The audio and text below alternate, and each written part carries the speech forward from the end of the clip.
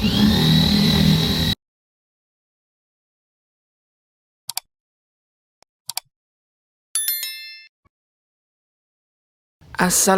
Sobat Jelajah Jakarta. Ketika Jelajah Jakarta menjelajahi proyek pembangunan turap di Hek Kramat Jati, Jakarta Timur, kali baru sedang pasang. Menurut Project Manager proyek ini, Denny Darisman, pekerjaan pembangunan turap terpaksa baru bisa dilakukan setelah menunggu air kali baru yang pasang ini normal kembali. Setelah itu, baru para pekerja bisa melakukan setting, pembelian, dan backcasting.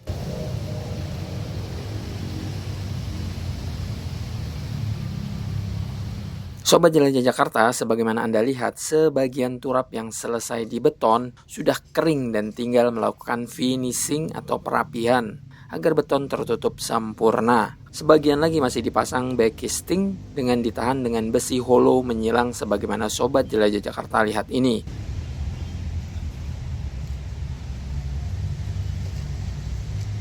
Kenapa sih harus dipasang backcasting dan ditahan oleh besi hollow seperti ini? Sobat Jelajah Jakarta, tujuannya supaya agar backcasting tidak jebol sementara menunggu beton yang tercor sesuai dengan umur rencana pelepasan backcasting. Dalam istilah teknis, hal ini biasa dinamakan perancah. Sobat Jelajah Jakarta, sekedar mengingatkan Anda, pekerjaan pembangunan turap di lokasi ini terbagi dua. Yang pertama persis di kali pinggir Pasar Kramat Jati, yang kedua di Hek dari seberang pos polisi sampai ke pertigaan lampu merah. Secara garis besar kita dibagi dalam dua pekerjaan. Yang pertama adalah tanggul parapet yang terletak di antara STA 61 sampai 63. Dalam hal ini adalah di depan Pasar Induk Kramat Jati. Itu kita ada pekerjaan peninggian parapet agar tidak terhindar dari banjir. Untuk pekerjaan yang kedua di daerah Hek yaitu peninggian tanggul. Seperti yang diceritakan Pak Firman sebelumnya bahwa kita ada pekerjaan dua item. Yang pertama di Hek parapet dan yang kedua adalah turap atau tanggul. Sobat Jelajah Jakarta, inilah besi-besi yang digunakan untuk tulangan beton di proyek ini.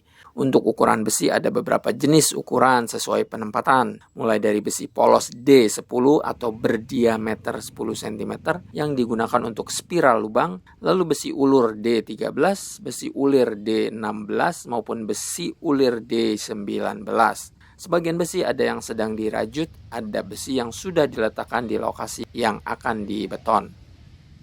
Sebagaimana sudah dijelaskan di awal tadi, saat Jelajah Jakarta mampir ke lokasi proyek, debit air kali baru sedang pasang. Menurut Pak Denny, salah satu metode yang digunakan agar pekerjaan pengecoran tetap berlanjut adalah dengan cara kisdam, yakni mengisi karung agar tanggul atau tahanan tanah lebih kuat ketika debit air tinggi. Namun metode ini akan dipilih berdasarkan situasi di lapangan. Yang pasti menurut Pak Denny, salah satu kendala dan menjadi tantangan dalam pembuatan tanggul di sungai atau kali ya seperti ini ketika debit air tinggi. Kalau untuk yang kendala di segmen kedua otomatis adalah karena pekerjaan kita berada di air Pak.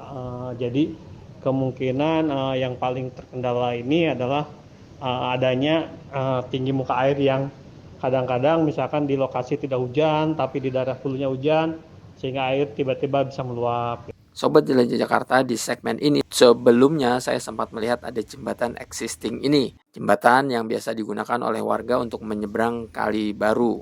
Namun saat Jelajah Jakarta mampir lagi ke lokasi proyek, jembatan existing dibongkar. Menurut Pak Denny, ada beberapa jembatan yang memang nantinya akan dibongkar. Namun setelah turap selesai dicor dan 100% kelar, jembatan akan dibangun kembali. Sobat Jelajah Jakarta, sekarang saya menjelajahi di lokasi lain, masih di segmen Hek, di mana kita akan melihat progres pembangunannya. Sebagaimana Anda lihat, Sobat Jelajah Jakarta, di titik ini progres yang terlihat tanggul baru saja dicor sebagian. Mengenai progres di lokasi ini, saya sempat menjumpai Kang Yuyun yang bertugas sebagai mandor di lokasi ini. Saat ini dari awal emang kita ngikutin instruksi. Dari awal mulai pengkistaman alhamdulillah udah hampir 80 meteran lah kistam gitu. Dan selanjutnya mungkin ini lagi pemasangan pemasangan kelihatan progres, biarpun tergantung dari segi logistik. Alhamdulillah kita juga berjalan. Yang pengecoran pondasi sekitar 30 meteran udah, dan dinding hampir 1,5 meter, kurang lebih 10 meter. Sekarang juga pengen terus berlanjut pengecoran. Airnya semakin tinggi. Ini barang-barangnya. Rencana elevasi dari pondasi sampai atas itu 3,5 meter. Sobat Jelajah Jakarta, debit air yang tinggi juga menjadi kendala pekerjaan di lokasi ini sebab air pasang di Kali Baru ini hampir melewati tanggul dari tanah yang dibuat oleh anak buah Kang Yuyun. Kendala yang dari faktor alam, di sini emang hujan belum, tapi air datang, banjir. Kemarin udah jebol kisdam sebelum pas pengecoran, udah jebol, kita menyedot hampir lumayan. Dan sekarang hari ini tanggal 21 air dibuka lagi datang. Ini juga mudah-mudahan kita nggak jebol. Antisipasi untuk menangkal air datang atau banjir, karena di hilir ada bendungan jaring besi, makanya sampah-sampah itu suka numpuk biarpun sama petugasnya diangkat, tapi namanya juga pas air gede. Nah, jadi kisdam biarpun agak atas juga, agak luhur juga, suka kekejar gitu, Pak. Jika air bisa lewat tanggul, tentu saja lubang galian yang akan dipasangi tulangan besi dan kemudian ditanggul bisa-bisa terisi air. Jika terisi air, maka terpaksa harus dikuras lagi dengan pompa. Oleh karena itu, Kang Yun segera perintahkan sejumlah pekerja untuk mengantisipasi agar air kali tidak melewati tanggul.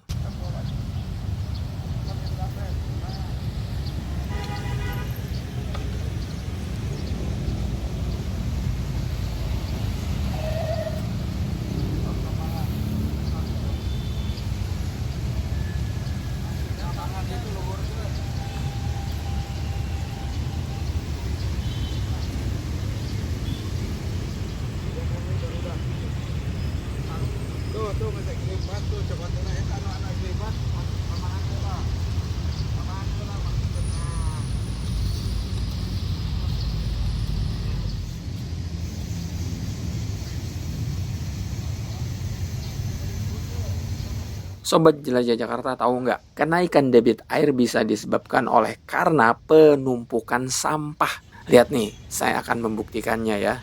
Jadi ketika sampah-sampah menumpuk di saringan sampah, maka aliran air macet.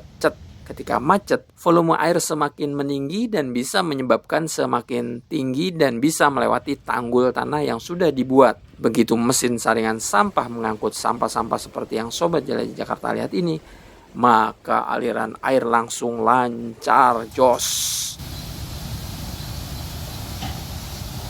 Lihat itu, ada bekas tanda tinggi air yang surut di sheet pile. Fakta ini membuktikan bahwa sampah memang jelas menimbulkan volume air meningkat dan menyebabkan air meluap dan terjadi genangan di sekitar, bahkan menyebabkan banjir. Jadi mohon bagi Anda yang biasa buang sampah ke kali atau sungai, tolong dihentikan kebiasaan itu. Buanglah sampah pada tempatnya, bukan ke kali atau sungai. Sobat Jelajah Jakarta, sejauh ini menurut Pak Denny, progres pembangunan turap di segmen Keramajati sudah mencapai 60-an%. Sementara di segmen Hek baru mencapai 30-40%.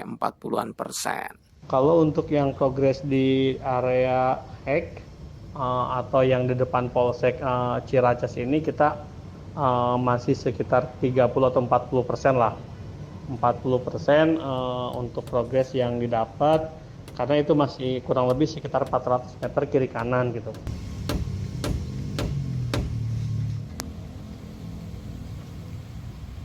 Baik Sobat Jelajah Jakarta, demikian episode melihat progres proyek pembangunan turap di segmen Keramajati dan segmen Hek Jakarta Timur. Semoga bermanfaat dan informatif ya. Sebelum saya tutup, Kang Yuyun menitip pesan seperti ini nih. Ya, pesan-pesan satu mungkin buat kita dan pekerja yang berangkat untuk ibadah, mencari nafkah sebuah keluarga lillahi ta'ala. Dengan itu mudah-mudahan kita ada dalam lindungan Allah Subhanahu wa ta'ala. Demikian Sobat Jelajah Jakarta, wassalamualaikum warahmatullahi wabarakatuh.